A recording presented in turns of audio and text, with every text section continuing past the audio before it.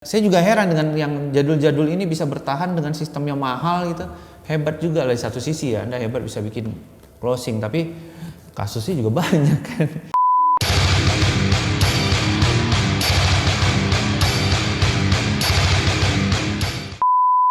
Ketika kau lelah, berhentilah dulu, beri ruang, beri waktu. Mereka bilang syukurilah saja, ternyata rela tak semudah kata. Tak perlu khawatir, ku hanya terluka. Terbiasa tuh pura-pura tertawa. Assalamualaikum warahmatullahi wabarakatuh. Ketemu lagi bersama saya Mr. Joe di channel Anti Trading. Anti Trading yang seperti apa? Yang membagongkan. Yang membagongkan, membingungkan, membuat rugi, menipu, membuat Anda sengsara, membuat Anda salah langkah, bahkan membuat Anda jauh dari si dia, di penjara, pamer harta. Unstoppable! Tetap gunakan masker dan prokes. Jangan lupa untuk jaga jarak, jaga keluarga Anda dan jaga kesehatan, bahwa pandemi juga belum berakhir. Ya mau gimana lagi lah, tapi bisnis harus tetap jalan ya. Boleh dong buka masker sekarang, boleh ya? Boleh dong. Boleh. Asik. Hah? Sendiri soalnya. Oh iya, saya sendiri. Sendiri itu bebas. Sendiri itu bebas. Ya. Sendiri itu bebas. Kok kayaknya trauma karena berdua. Trauma ya. Kali ini kita akan membahas mengenai broker. Wah, broker bro. Broker, Anda pernah kenal sama broker? Broker itu ya orang yang membuat rusak hubungan orang lain. Namanya broker bro. Pelakor itu bukan. Kok berapa sih? Brok, asal katanya dari brok, pecah. Broker adalah pemecah. Unstoppable! Broker kuno, wah di Indonesia masih banyak banget broker kuno. Bahkan broker-broker luar yang masih belum berinovasi mengikuti perkembangan zaman juga banyak juga yang masuk ke Indonesia. Nah, Anda harus buat anda yang pengen tahu gitu, yang pengen belajar trading, yang pengen tahu dunia trading, kok kayaknya ngelihat orang doang kaya banget, enak banget nyari duit gitu ya. Nah, banyak segmen yang harus Anda cari tahu. Salah satunya adalah broker. Broker itu adalah penyedia sarana supaya Anda bisa transaksi di bursa. Kenapa harus ke bursa? Ya karena bursa tempat transaksi. Bursa itu bahasa sederhananya adalah pasar. Pasar adalah tempat bertemunya pembeli, penjual, dan ada barang dagangan di situ. Nah, bursa seperti itu. Jadi kalau Anda mau trading apapun produknya, seperti forex, indeks saham, multilateral, komoditi, apapun itu, nah Anda menggunakan broker atau pialang. Gitu. Jadi pialang adalah tugasnya menyampaikan amanat nasabah ke bursa. Nasabah itu apa ya? Kita yang investornya, kita yang punya dana, yang pengen ngambil peluang di bursa. Kan nggak bisa semua orang masuk ke bursa, karena kalau semua orang bisa masuk ke bursa, sistemnya belum mencukupi. Jadi harus ada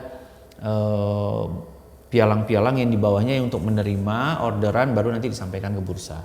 Nah, tugasnya pialang ini hanya menerima orderan kemudian menyampaikan ke bursa. Kalau di bawahnya bilang buy, maka di bursa juga akan ada posisi buy. Nah, tugasnya pialang itu gitu doang, tugasnya broker itu doang.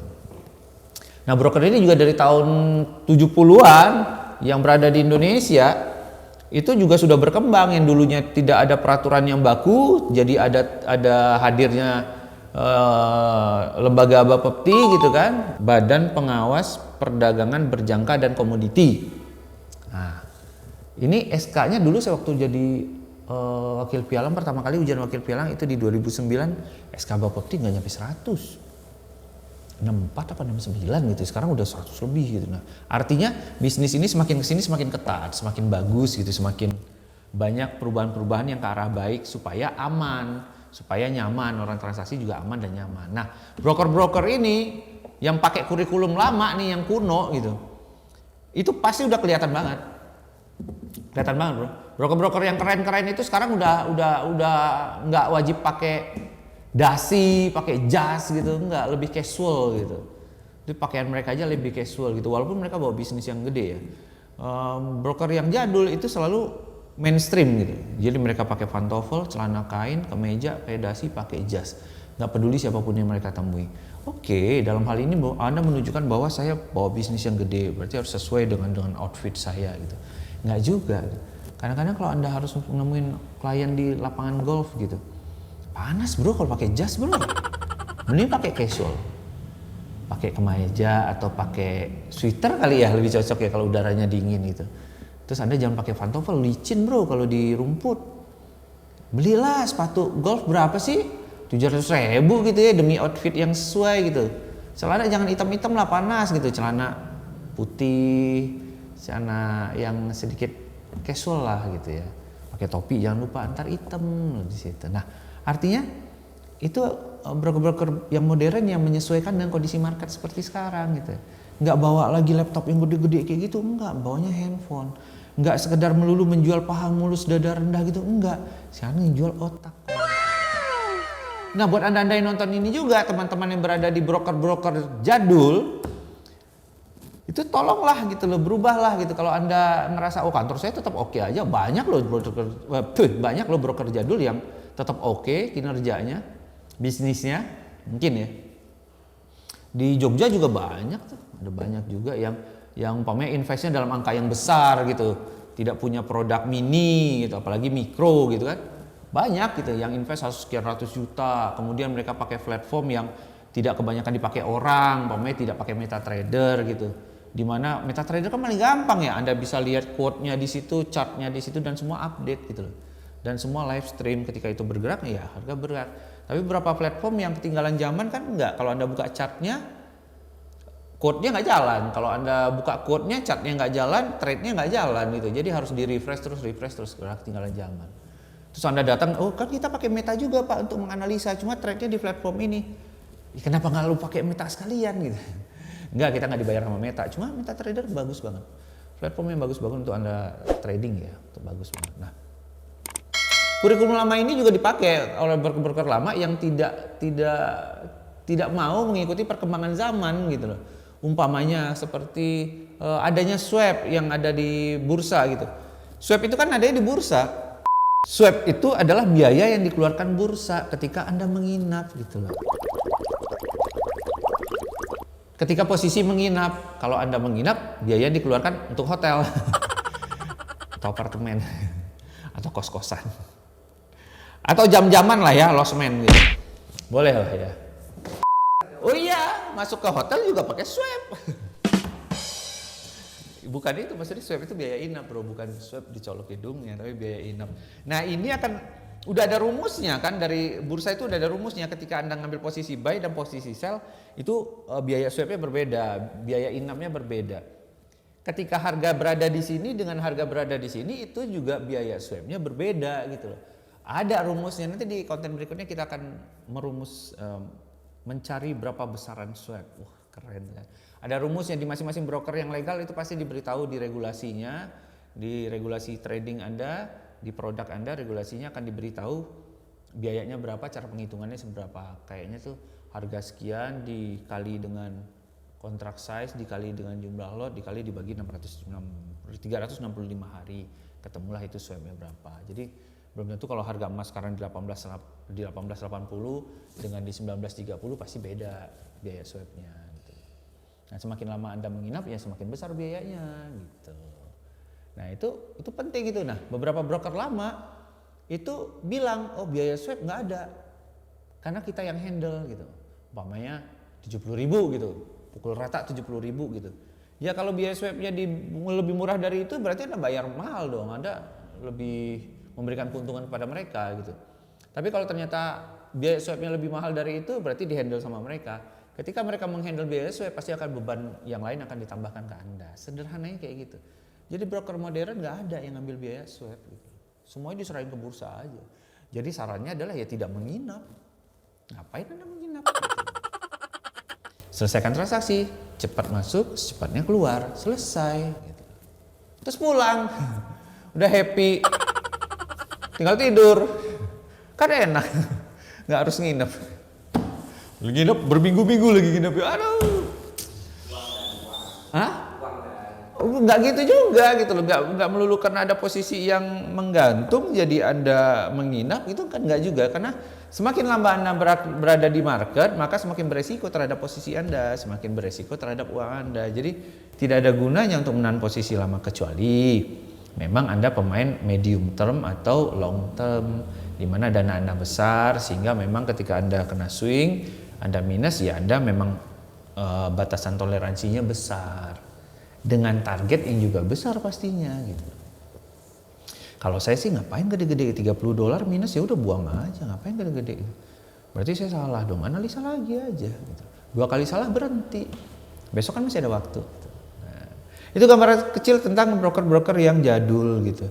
Broker-broker yang tapi mereka tetap bertahan, dan hebatnya lagi mereka tetap menggunakan bagaimana caranya supaya orang closing gitu. Nah, cara-cara orang closing ini kan banyak cara ya, seperti umpamanya cowok ditelepon sama cewek, cewek ditelepon sama cowok gitu. Buat ibu-ibu, tante-tante yang ditelepon sama marketing cowok dengan suara menggoda gitu, jangan mau, bu, cuma duit doang yang dicari sama dia.